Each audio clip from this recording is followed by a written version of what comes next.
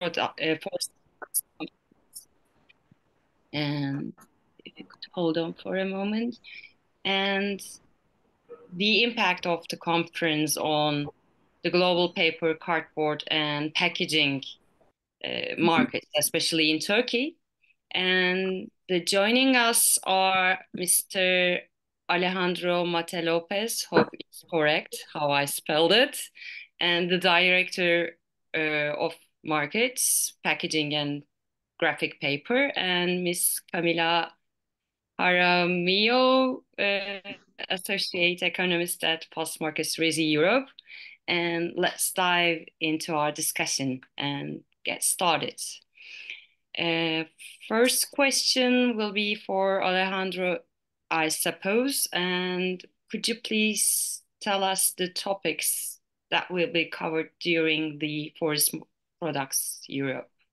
Yes, of course. And first of all, just a short introduction on what the event is and what the people attending can expect. And for that, I refer to the event we had in 23, where we had about 250 people coming in from more than 20 countries, representing about 110 different companies. So we are expecting a sort of similar attendance this year. It is really an interesting event, a really interesting mix of people where the setting is perfect for just having discussions around the industry and where the industry is going. In terms of the program that we have for this year, we are covering everything that seems to be important for the industry at the moment, going from global geopolitical situation. We are gonna, of course, talk about the shipping disruptions, especially related to the Red Sea crisis. We'll be talking about the global packaging trends, more specifically European packaging recycling challenges. We're also going to talk about the regulatory update, which seems to be a growing concern for the industry moving forward. We'll also address topics that go into the oversupply or overcapacity on the various different markets that we will be giving outlooks throughout the conference. Energy will also be addressed, although perhaps energy is less of an issue compared to 22, 23, but it's still going to be something that we'll be delving into during the conference as well. And of course, we will be giving a focus on Turkey as well during the conference program. And why it's useful to join the conference is, seems like you have just answered. Yeah, other perks on it. Yeah, to meet, I think networking is one of the main reasons why people come to our events. It is the perfect place to stay up to date to the industry, to meet new people, to interact with the fast markets economists and ask the questions directly to us. Camila, I don't know if you have anything else to add on your own experience also hosting these events in the prior years. I think it's also the perfect opportunity to do negotiations. You're going to have end users, you're going to have all the producers, you're going to have a converter. So it's a good moment actually just to interact with all the people involved in the industry, which you don't have this opportunity all the time. Also, yes, what Alejandro was saying, like have the opportunity to talk with the experts about each market is super important. Sometimes you have questions and you would like to know more, and you could have the opportunity to talk to us. We're going to have people that is expert in each specific market. So you're going to have people talking about the outlook for box board, for container board, for craft paper, for pulp, for basically every industry in the packaging and paper in market. So I think it's a perfect opportunity to you actually address all your questions, to you talk about the market, and you get to know more what is the current situation. And although two of the panel speakers are here, Mrs. Sevinç Yener and Mr. Alican Duran, and who will be some of the other key speakers or the other panels that should be checked for yes. sure? Yeah, yeah. We will have a lot of the industry leaders in the conference. So I think it is important to listen to what they have to say and also interact with them through the Q&A sessions when they have their panels, but also during the coffee breaks as well. To mention a few, we have Marcus Gartner from Mondi, we have Michele Bianchi from Renault de Medici, Stefano Rossi from DS Smith, Harald Ganstar from Princeton Group. We have, as you said, also a few of the industry leaders from the Turkish industry as well. We have a few people from the end use side. We have people from McDonald's. We have people from Reckitt Benckiser as well. They will be joining a panel, end use panel, that will also be very interesting to hear. We have a few people from the industry associations like Karton, like PEFCO and ECMA, giving us their insights also on the sustainability and all the legislative framework and what that's going to have as a consequence or impact to the industry.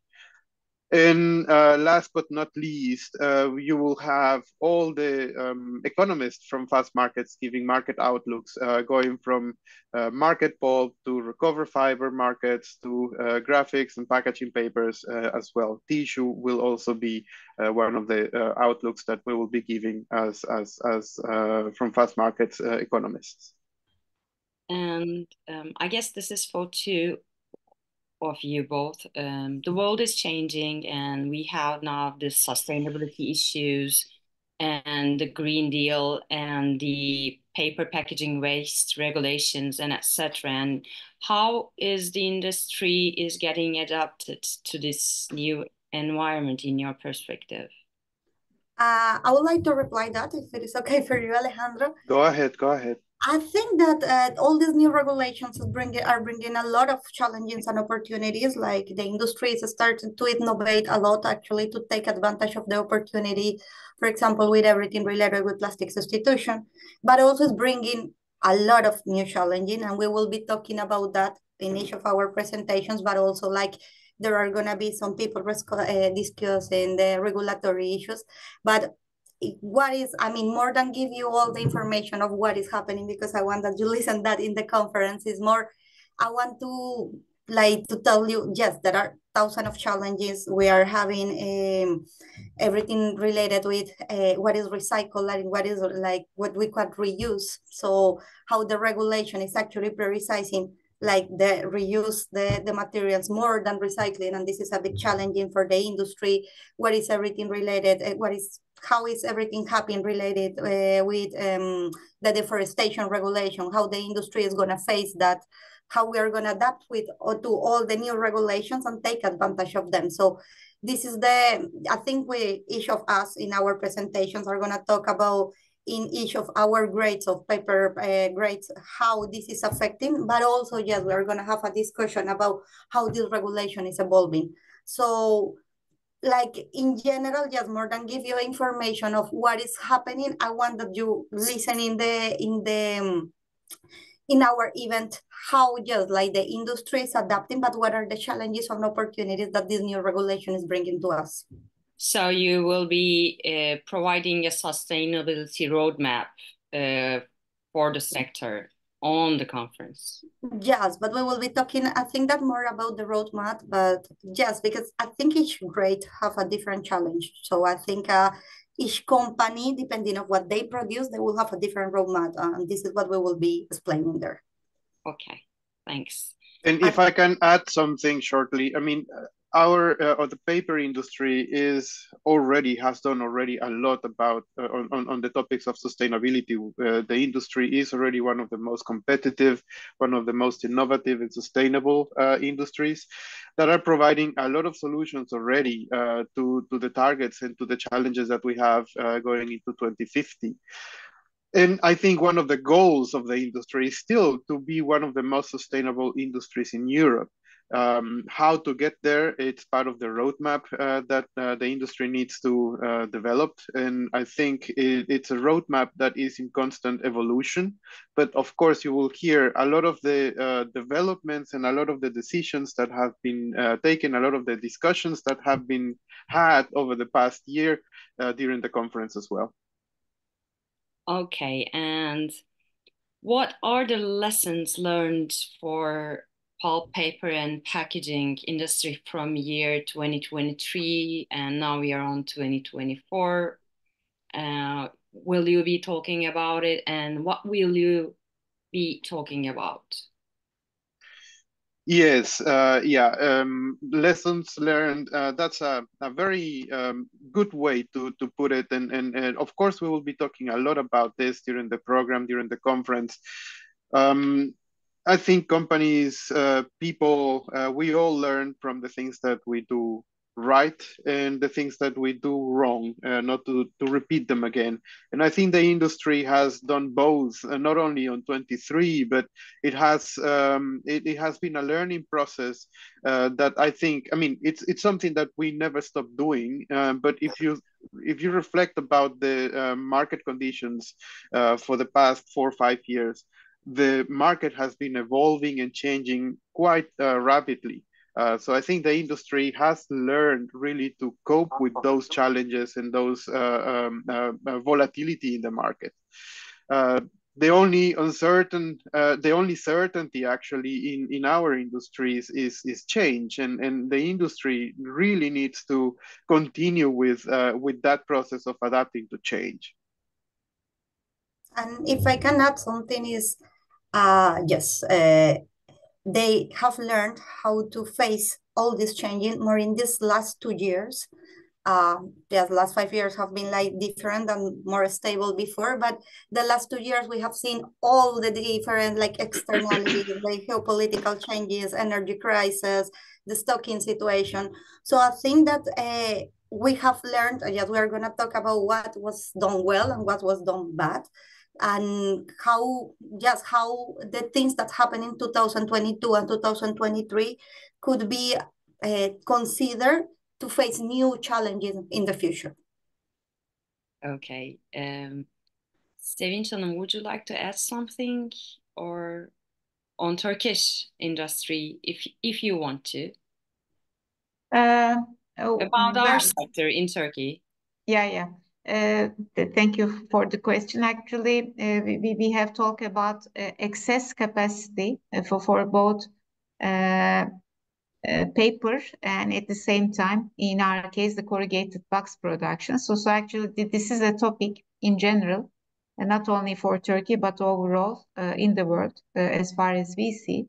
And so that's why the countries like Turkey, at the moment, there are some considerations in order to prevent or reduce, for example, import from outside. In terms of paper.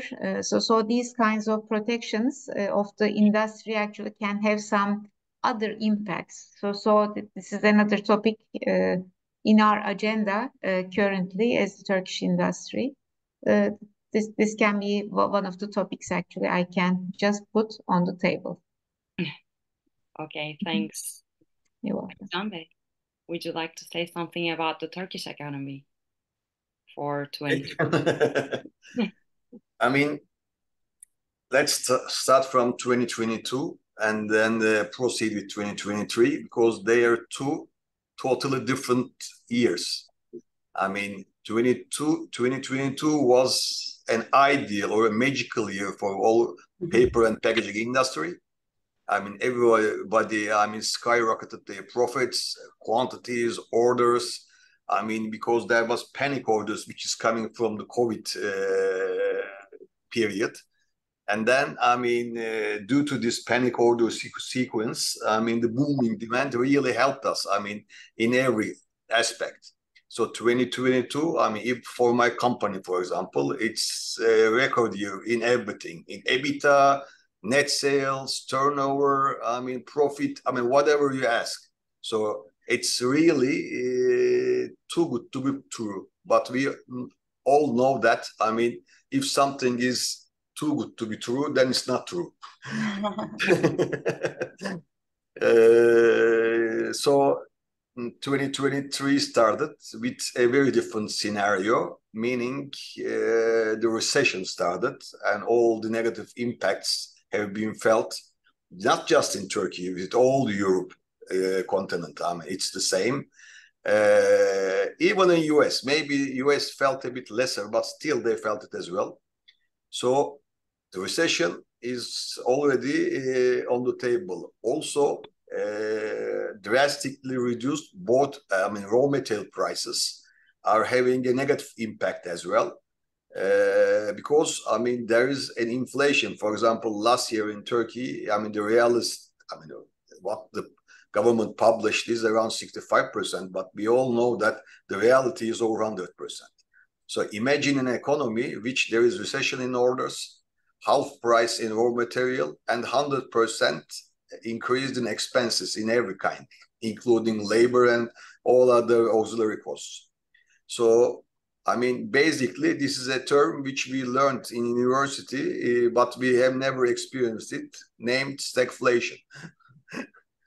So, this was a real disaster, in that sense. So, my company is in public stock exchange. So how I give the report to the board is, I said, normally in any common year, we evaluate the year in two periods. It's the first 6 months and second 6 months.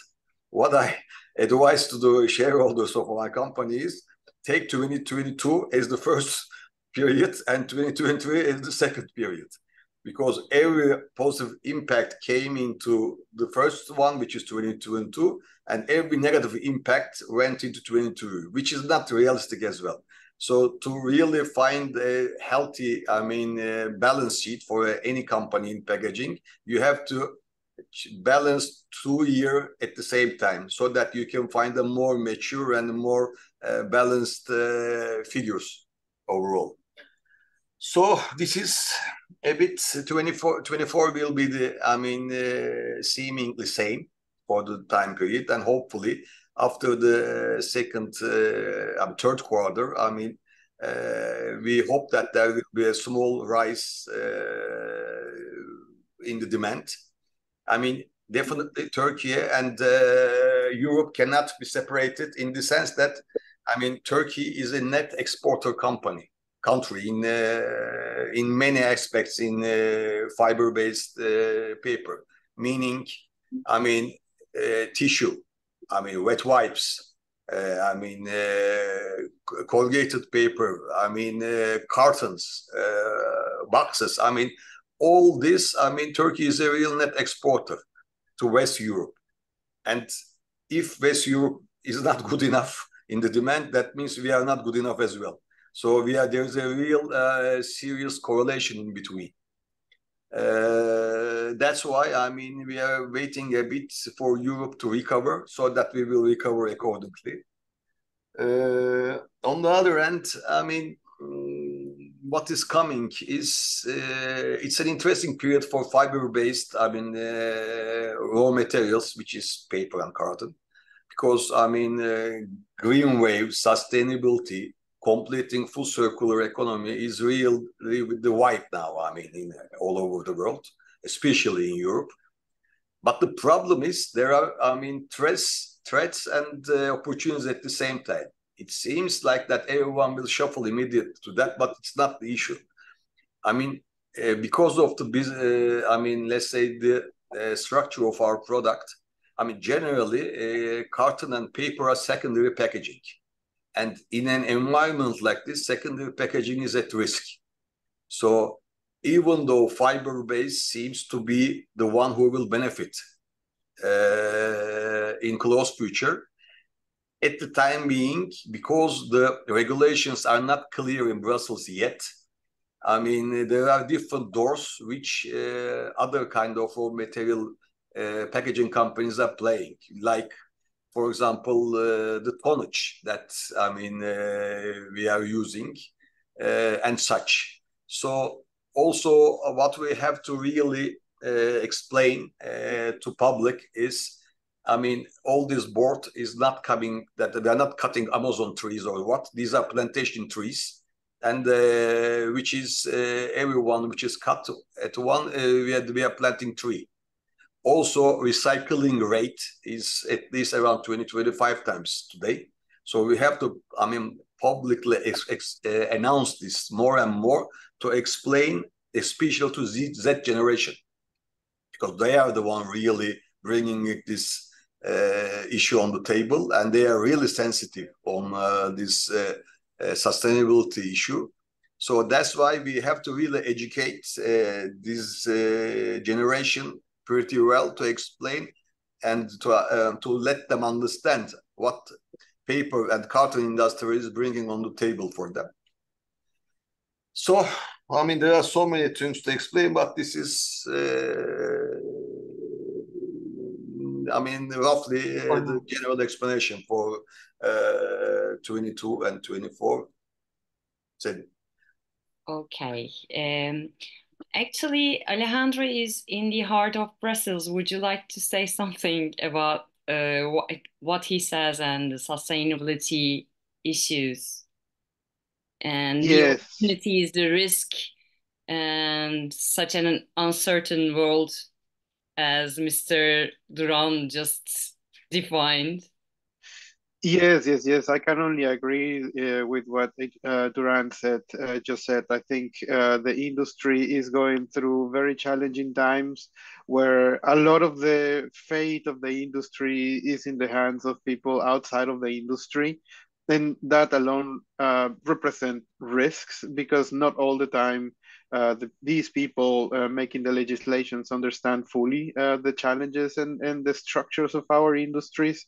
So it is our task also to make sure we make our voice heard and try to influence these legislations for the good of the environment, for the good of what sustainability is as a target for the EU Commission and European landscape, but also what is good for the industry. Regarding plastic substitution and packaging waste and waste regulations, it is true that this could potentially be something good from a demand point of view. We can see a lot of opportunities where fiber-based packaging or fiber-based papers can really have some additional demand coming in by taking some of those volumes that currently are in areas like plastic. But as Duran said, legislations are still taking shape at the moment, and luckily for the industry, we have seen more favorable conditions being set up for many of these legislations recently, but they are still very volatile. They are not yet set in stone, and it is our task to keep an eye on how this situation develops. One of the tasks and challenges that we see is that, for example, the packaging and packaging waste regulation is not only trying to reduce plastic waste or packaging waste as such, but it's also trying to reduce packaging waste overall. And in that sense, we might also see some repercussions to fiber-based packaging. If you think, for example, e-commerce, and I think e-commerce companies are doing a good job in trying to reduce the excess packaging and packaging waste that they are generating, but we still have some of that going on, especially considering the point where we are at the moment. We are, and what I was saying before, what we have lived over the past 4 to 5 years. I mean, we're coming out of 2020, for example, a year of pandemic where many people changed their consumption habits. They were staying at home, consuming more through e-commerce, demanding these companies to really increase their presence in our lives. And that led to some of the challenges that we saw in 21 and 22, where these companies were really, and the entire industry, manufacturing industry, was really struggling with this surge in demand, something that Duran was also mentioning for the Turkish industry. And we see that happening across the European industry and also outside globally as well. So during this period, many of these e-commerce companies were so focused on trying to bring those products to consumers and benefit from this surge in demand, that a lot of or less attention was put into really thinking on how to optimize packaging. And that's why we started seeing huge corrugated boxes containing a lot of paper inside to protect a small little product. And I think companies are becoming aware of what the image is that they're generating to consumers. And consumers, we are also more aware of the environmental impact of our actions, even when we are buying online.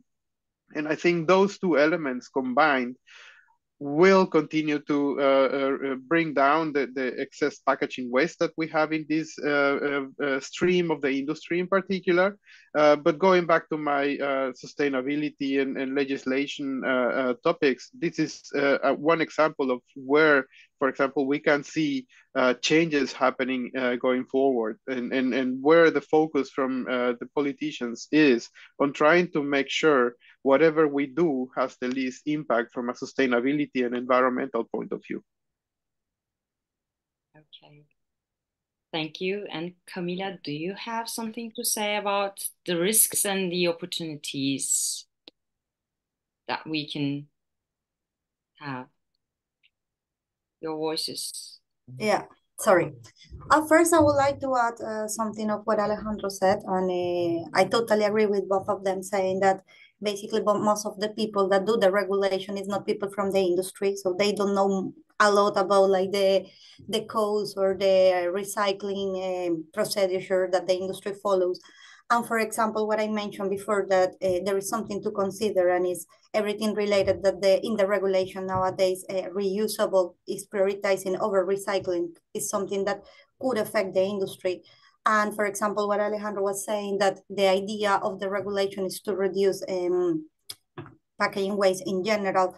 To give you an idea, for example, in the last amendment that they did in the regulation, they already say there is a regulation for light plastic bags, but it says like the idea is that it doesn't transform also in more ways of paper bags. So they said like in the future we could also regulate that. So we need to consider that all of this regulation could also affect us, no? So this is something we will also be talking about in the conference. Challenges and opportunities, there are a lot. There are a lot of challenges talking about, like, when we consider geopolitical situation nowadays. As Duran was saying, it's everything related with how the economy is going to evolve. It's going to affect the market. So this is something that we will be also discussing. Also, what is happening in the crisis of the Red Sea, what is happening in the Middle East, all of that affect, because this is something that is also affecting our final logistic cost, but also the cost of our supply materials. So this is something we will need to consider. Opportunities, also talking about sustainability, everything related with innovation, how we are gonna adapt to new trends of, for example, of new uses of paper, but also how we are gonna try to take advantage of all the substitution from plastic, how we are gonna try to use more paper against plastic, adapting our design. So there are different challenges and opportunities considering regulation, but also considering all the externalities that we are seeing nowadays, starting a year where the economy is not evolving in the best way. So this is something we will be talking about in the event. And if I made something shortly from my side, I think if you think about where we are going into from a market point of view, demand globally is not there where we would like to see it yet. From a growth point of view, we are seeing global oversupply. So all of those seem to highlight the need to remain extremely competitive for when you look at your domestic markets and when you look at the global markets as well. And I think that's one of the risks or challenges that we see for the European paper industry, because the European paper industry has lost a lot of competitiveness over the past 2 years. And although we have seen some of that competitiveness coming back, there are still some areas where, or we still some risks still for that competitiveness to be affected because of the legislative framework and because of all the changes that will represent compared to areas of the world where sustainability is less as an objective or as a target for those countries. So I think all of that is part of what we will be discussing as well during the conference. Okay. Sevinç Hanım, Alican Bey, would you like to add something on what they said? Or if not, we will Ladies first. No, in general, actually, this is really quite a good summary of the current situation, both in our country and in the world. So that's why, from my point of view, these discussions will be quite helpful and insightful during the conference. So that this is my takeaway from these discussions, because all those concerns are really valid for us and in general for the world.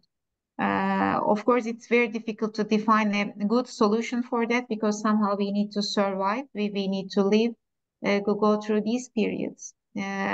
Most probably, on one side, the legislations, on the other side, some kind of consolidations and everything in the market will be in the agenda in the upcoming times. So, yeah, that's all from my side. It is for the time being. Thank you. Thank you. Alican Bey. I mean, to give a very, concrete example, so what's coming, I'll explain two issues. One of them is which is I experienced, the other is which we listened in ECMA Congress. Normally, when we talk about this sustainability, green wave, circular economy, all of us expected that everything will change at once to carton and paper, and we will live happily ever after. So that was our dream. But the point is, the first wave hit in a negative way, unfortunately. For example, my company, our biggest customer was a spirit industry in folding cartons in global. And in this period in 2022, because of the lack of capacity and the high demand coming from retail and free shops, at one point, these spirit companies had to make a decision because they were asking,